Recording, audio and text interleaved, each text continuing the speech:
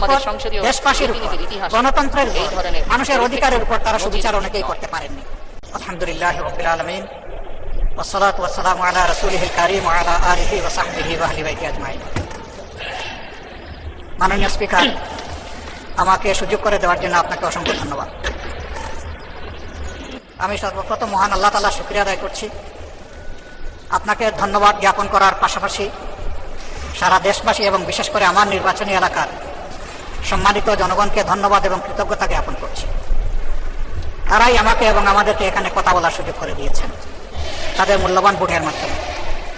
আমি গভীর শ্রদ্ধার সাথে স্মরণ করছি 47, 52, 71, 90 শাপলা চত্বরে সম্মানিত শহীদবৃন্দকে এবং ফ্যাসিস্ট আমলে 15.5 বছর যারা নির্যাতিত হয়ে দুনিয়া থেকে বিদায় নিয়েছেন, লড়াই করেছেন, আহত হয়েছেন, পঙ্গু হয়েছেন, আয়নাগরের বন্দী হয়েছেন, বিভিন্নভাবে যারা নিগৃহীত হয়েছেন।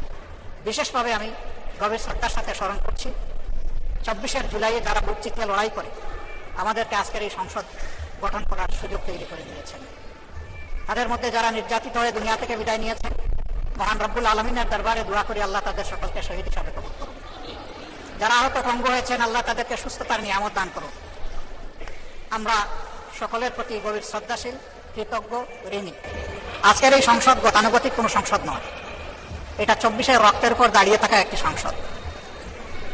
আজকে আপনি মহান সংসদের স্পিকার বা অভিভাবক নির্বাচিত হয়েছেন এবং আপনার সাথে ডেপুটি স্পিকার হিসেবে জনাব কায়সার কামাল সাহেব নির্বাচিত হয়েছেন। আমরা দুইজনকেই অভিনন্দন জানাই।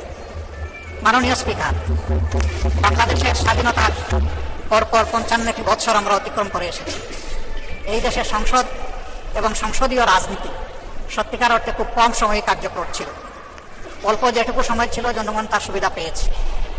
বেশিরভাগ সময় ফ্যাসিজমের কবলে পড়ে এই সংসদ ছিল অনেকটা দামি সংসদ, অকার্যকর। এবং আপনি যে বিরল সম্মানে আজকে ভূষিত হয়েছেন, এই জায়গায় অভিভাবকত্বের দায়িত্ব যারা পালন করেছেন অতীতে, তারা নিজের উপর, সংসদের উপর, দেশবাসীর উপর, গণতন্ত্রের উপর, মানুষের অধিকারের উপর তারা সুবিচার অনেকেই করতে পারেননি। আমরা আশা করি আপনার এই অভিভাবকত্বের জায়গা থেকে, আপনি যদিও একটা দল থেকে নির্বাচিত হয়ে সংসদে এসেছেন, কিন্তু ইতিমধ্যেই আপনি ঘোষণা দিয়েছেন যে আপনি জাতীয়তাবাদী দলের স্থায়ী কমিটির সদস্য পদ থেকে পদত্যাগ করেছেন। এখন আপনি সকলের, আমরা মনে করি আপনার কাছে সরকারি দল এবং বিরোধী দল আলাদা কিছু হবে না।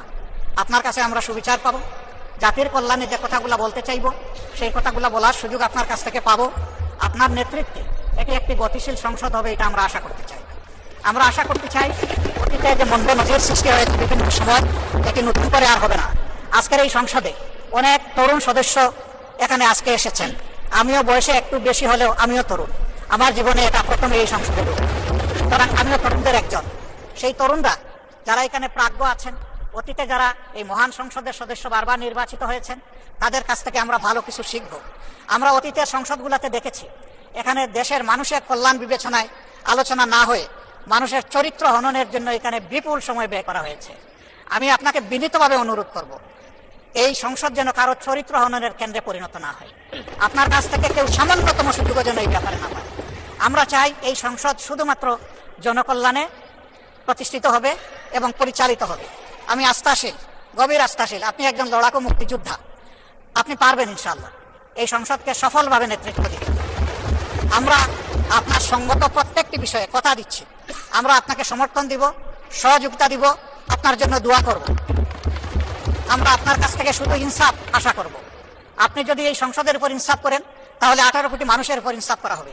কারণ রাষ্ট্রের গুরুত্বপূর্ণ 3টি অঙ্গের একটি হচ্ছে সবচেয়ে গুরুত্বপূর্ণ অঙ্গ।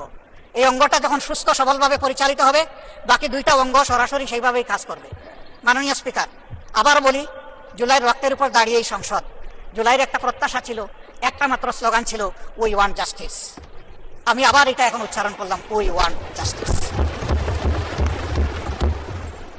আপনার মাধ্যমে সমাজের সকল অসঙ্গতি, অন্যায়, অপরাধ, দুর্বৃত্তপনা, এটা রাজনৈতিক হোক, অর্থনৈতিক হোক, সাংস্কৃতিক হোক, এই সবগুলার অবসান ঘটবে এই সংসদকে কেন্দ্র করে।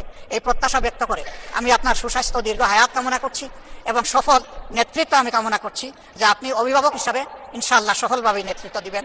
আল্লাহ হাফিজ। আসসালামু আলাইকুম ওয়া রাহমাতুল্লাহ।